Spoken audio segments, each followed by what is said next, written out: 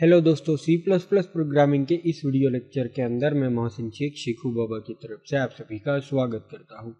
आज के इस वीडियो लेक्चर में हम डायनेमिक मेमोरी के बारे में पढ़ेंगे।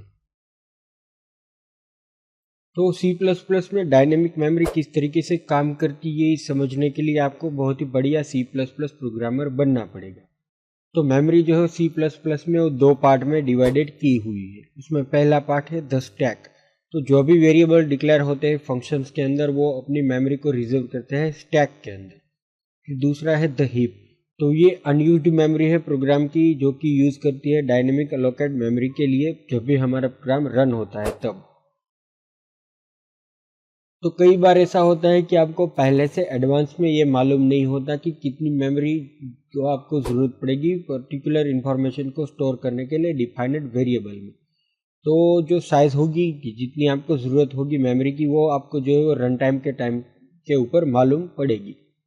तो जो आप जो एलोकेट कर सकते हैं मेमोरी रन टाइम के अंदर, रन टाइम के दौरान हीप के अंदर वेरिएबल के टाइप के जो भी उसकी टाइप होगी उसके आधार के ऊपर एक special operator C plus plus का जो रिटर्न करता है एड्रेस जो भी स्पेस एलोकेट हुई है उसका, और वो ऑपरेटर है न्यू ऑपरेटर।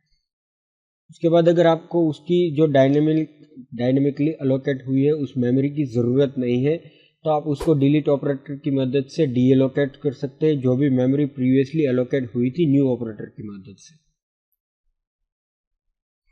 तो यहाँ पर नीचे दी गई हुई जेनरिक सिंटैक्स है न्यू ऑपरेटर की, जो कि अलोकेट करती है मेमोरी डायनेमिकली जब कोई भी डाटा टाइप के लिए। तो न्यू और उसके बाद डाटा टाइप। तो यहाँ पर जो डाटा टाइप है वो कोई भी बिल्ट इन डाटा टाइप हो सकती है, वो एरे भी हो सकती है या फिर यूजर डिफाइंड डाटा टाइप हो सकती है, क्लास और स्ट्रक्चर को भी जोड़ के। तो चलिए हम बिल्ट इन डाटा टाइप से शुरुआत करते हैं। फॉर एग्जांपल के तौर के ऊपर कि आप डिफाइन करना चाहते हो पॉइंटर डबल का, तो जो रिक्वेस्ट होगी कि किस तरीके से उसको मेमोरी को अलोकेट करें एग्जीक्यूशन के टाइम पर, उसकी सिंटैक्स कुछ इस तरीके से है। Double pointer P value is equal to null और उसके बाद P value is equal to new double. तो ये नया डबल का जो है वो अलोकेट कर देगा पी वैल्यू के अंदर। तो जो मेमोरी जो है वो सक्सेसफुली अलोकेट नहीं होगी अगर जो फ्री स्टोर है वो यूज़ हो चुका होगा। तो यहाँ पर एक प्रैक्टिस, बहुत ही बढ़िया प्रैक्टिस रहेगी कि आप जो चेक कर ले कि जो न्यू ऑपरेटर है वो रिटर्न नहीं करता है नल, और अगर रिटर्न करता है तो आप अप्रोप्रिएट एक्शंस भी ले सकते हैं। तो यहाँ पर double pointer P value is equal to null, if not P value is equal to new double, तो cout error out of memory exit one से आप उस फंक्शन से एग्जिट हो जाएंगे। तो पुराना सी का जो एमएलॉक फंक्शन है वो सी प्लस प्लस के अंदर अभी भी अवेलेबल है, लेकिन मैं आपको सजेस्ट करूंगा कि आप एमएलॉक फंक्शन को यूज़ करना अवॉइड करें, क्योंकि मेन एडवांटेज न्यू का एमएलॉक के ऊपर ये है कि न्यू सिर्फ मेमोरी को अलोकेट नहीं करता, वो कंस्ट्रक्ट करता है ऑब्जेक्ट जो कि सी प्लस प्लस का प्राइम पर्पस है। तो कि किसी भी समय के ऊपर आपको अगर ये लगे कि जो भी वेरिएबल आपने डायनेमिकली अलोकेट किया है उसकी अब आपको ज़रूरत नहीं है, तो आप उस मेमोरी को फ्री अप कर सकते हैं जो पहले ऑक्यूपाई हुई थी फ्री स्टोर के अंदर। डिलीट ऑपरेटर की मदद से आप उसको डिलीट कर सकते हैं। तो उसकी सिंटैक्स है डिलीट पी वैल्यू। तो ये पी वैल्यू को जो भी उसके अंदर मेमोरी अलोकेट हुई है उसको जो है वो अलोकेट कर देगा, यानी कि रिलीज कर देगा।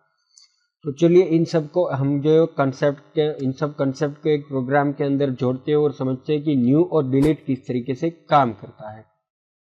तो यहाँ पर जो मेन फंक्शन के अंदर मैंने सिंटैक्स दिखाई उसी तरह double pointer P value is equal to null, P value is equal to new double, फिर pointer P value is equal to उसके अंदर वैल्यूज डाल देता हूँ, फिर सी आउट करवाता हूँ वैल्यू ऑफ पी वैल्यू और पॉइंटर पी वैल्यू। तो पॉइंटर पी वैल्यू की जो भी वैल्यू होगी वो प्रिंट कर देगा।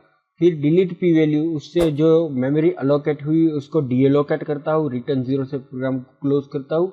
इस प्रोग्राम को कंपाइल और रन करते हैं और देखते हैं हमें आउटपुट में क्या मिलता है।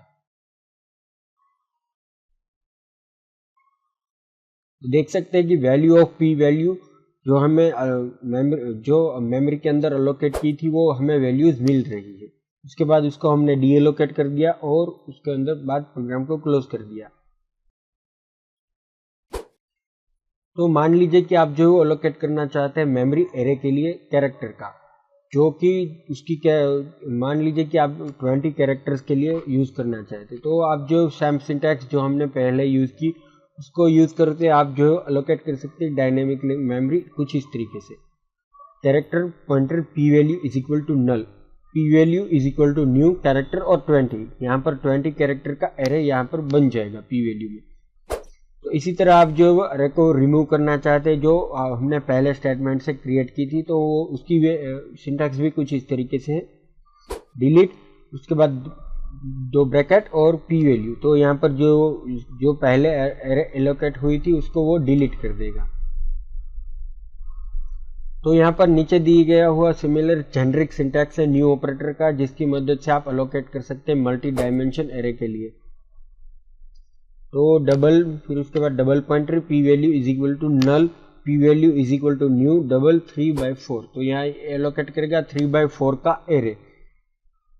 सिमिलरली आप जो है इसको रिलीज करने की, मल्टी डायमेंशन एरे को रिलीज करने की सिंटैक्स जो है वो सेम है जैसे कि एरे को रिलीज करने की, डिलीट, उसके बाद जो है वो करली ब्रेसेस और पी वैल्यू, तो उससे जो है वो उसको डीएलोकेट कर देगा।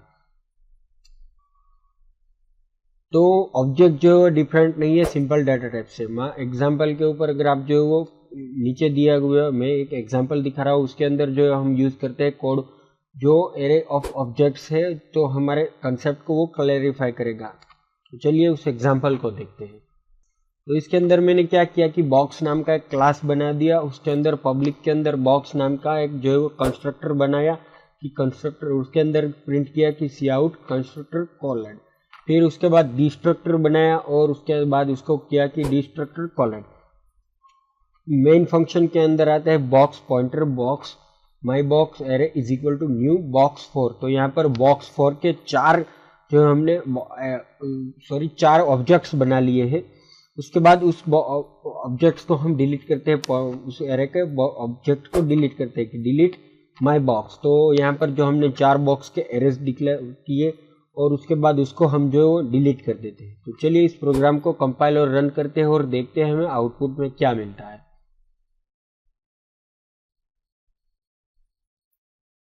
तो आप देख सकते हैं कि 4 बार कंस्ट्रक्टर कॉलेड और डिस्ट्रक्टर कॉलेड, 4 बार ये हमारे कंस्ट्रक्टर और डिस्ट्रक्टर कॉल हुए हैं।